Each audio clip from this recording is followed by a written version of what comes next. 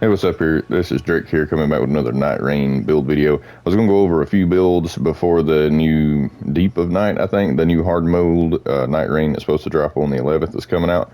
I had tweaked my Wylder build a little bit.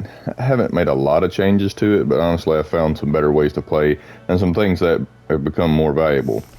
First off, the main thing I've changed is just, and I'm still working on getting a good relic. I've literally went through thousands of them, and still in slot 3, improve attack with 3 great swords equipped.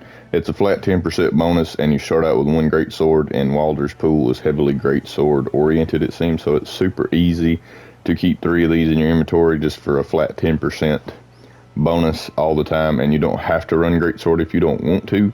Like, you can keep 3 great swords, and then if you pick up something like a Rivers of Blood or something, you're just getting 10% more damage out of that. So I find that it's one of the easiest attack buffs to maintain. First relic is Wylder's end of his storyline mission, I guess you would say, quest. You have to beat the final boss with the other relic equipped to get that one. It's obviously best in slot for additional skill use, then it spreads fire on his super and stamina recovery on landing attacks. That one would be the hardest one to get, but it's probably the best Wylder relic there is.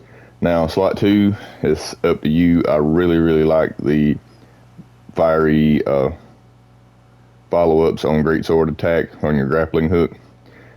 And I think probably in hard mode, running the Evergel relic, I know it's kind of up in the air, but I think it would probably be almost mandatory that everyone be running this, because it's just the best stacking attack buff in the game, and you can always guarantee that Evergels are there. So you can always get, and it's 5% per Evergel. So if you're doing 10% for 3 great swords and you run, say, 5 Evergels, it's pretty doable if everyone's. So, I mean, that's 35% attack buff there. And the reason I really like the fiery follow-up is you can see we're setting at 122. And also with Wylder, if you double hand, you get a little attack buff. It's not a lot. It went from 122 to 125. But it is just a little thing. It just ups your strength just a little bit. If we take it back to, and this is why I find the fiery follow-up is the most value. Say like at base we're at 58. Alright, if we do this and we get this active, we get that plus 12 flat attack buff. This is far more valuable at earlier levels than it is later. It's still a flat attack buff that we can keep up 100% of the time just by doing this attack. But at level 1, it's over a 20% attack buff that you can apply to your weapon all the time. So early level clear, when you're struggled most, when you're most likely to, take more time downing enemies, this is just like a 20-something% attack buff that you can apply to your weapon and keep up most all the time. That's why I think this is best in slot. And there's only a few enemies in the game that really aren't weak to fire. So this is relevant probably all the time. Now, like I said, it loses value the higher level you go, the higher tier weapon you get. But it's still always a 3, 4, 5% attack buff.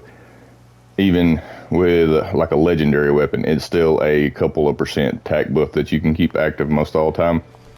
And I just kind of love the forward momentum, because if you do it without that, when you attack, you just kind of stop. And if you don't want to do the fire, you just do the heavy, and it doesn't do it. But if you do this, you see the forward momentum, how much further he leaps forward. And, if you've played the game very much, the bosses are just hyperactive. They're all over the places. I feel like if I play any other character, maybe other than Iron Eye, which I think I'm going to do a build video on next, I just wind up chasing the boss in circles the entire time, except for maybe like Libra or something who's very stationary. But most of the time, by the time you run close enough to them to do an attack, you're out of stamina and you can't even attack. So that just feels super bad. So you either just want to run ranged, or Wylder's like the only melee character that has enough mobility to get to them without running out of stamina. Because if you didn't, like this move, a little too far back, this move, his grapple doesn't consume stamina, so you can move that far without having to use up any stamina, so you can get there still able to fight. But yeah, that's my new, wrong button. That's my new best in slot like relic build so far. Like, I'm still trying to get an improved attack power plus with 3 great swords with some better stuff on it. But They seem to be the rarest ones in the game, because like I said, I've probably got over 2,000 relics, and I think I've only got 2 of these things with plus 3 great swords equipped, unless I've accidentally dismantled some, which I don't think I have. Slot 2, like if you didn't want to run the fiery follow-up, just run the other Evergel relic that you can get from the signpost thing that you can buy from beating the Everdarks, and it comes with a stone sword key in it. So I mean, that's a good bang for your buck too. That's probably should be running every build if you're not running something like this. But yeah, that's it. I was just gonna go over a little Wylder update before hard mode drops.